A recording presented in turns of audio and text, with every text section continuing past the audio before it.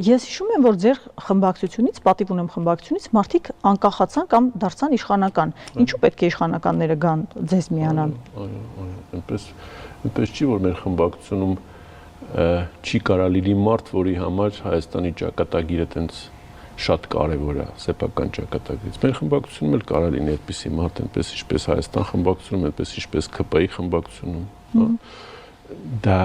Դա չի բանը, այդ խնդիրը դա չի, խնդիրը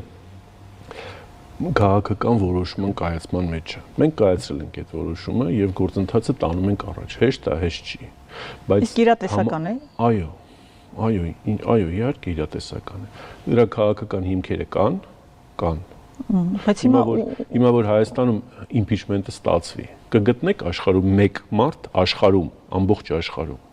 ով որ ծանոթ է Հայաստանի ներքաղաքական զարգացումներին եւ իր մոտ հարց առաջանում։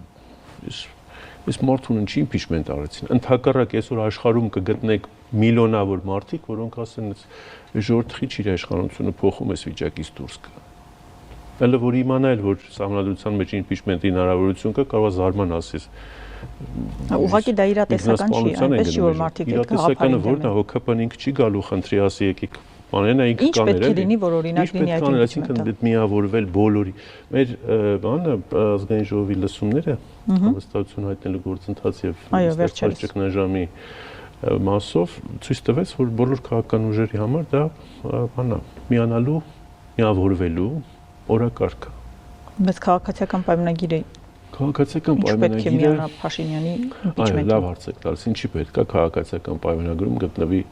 16 մարդ,